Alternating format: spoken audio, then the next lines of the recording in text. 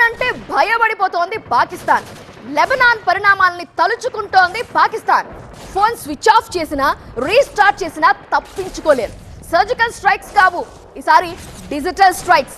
పెద్ద స్థాయిలో అలర్ట్ జారీ చేశారు పాక్ నిపుణులు.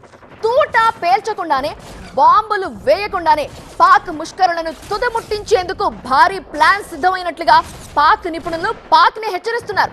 ఫోన్లలోకి వైరస్ ని పంపించి అటాక్ చేస్తారేమో అనే భయం కూడా ఉంది పాక్ లో.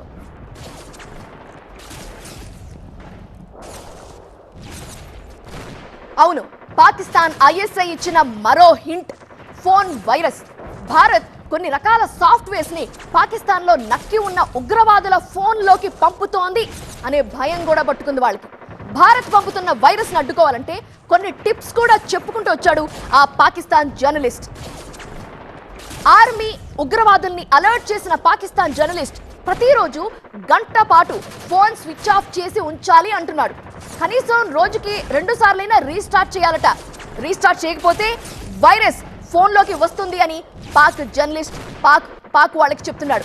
భారత్ సైబర్ దాడులు తప్పకుండా చేస్తుందని హెచ్చరికలు చేశాడు.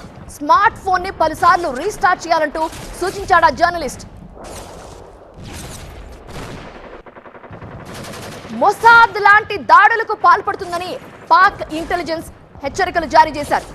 శాటిలైట్ల ద్వారా ఫోన్ డేటా లాగేస్తారని వార్నింగ్ ఇస్తున్నారు. ఫోన్లను కూడా భారత్ ఆయుధాలుగా మలుచుకుంటుందని వారిలో ఆందోళన మొదలైంది.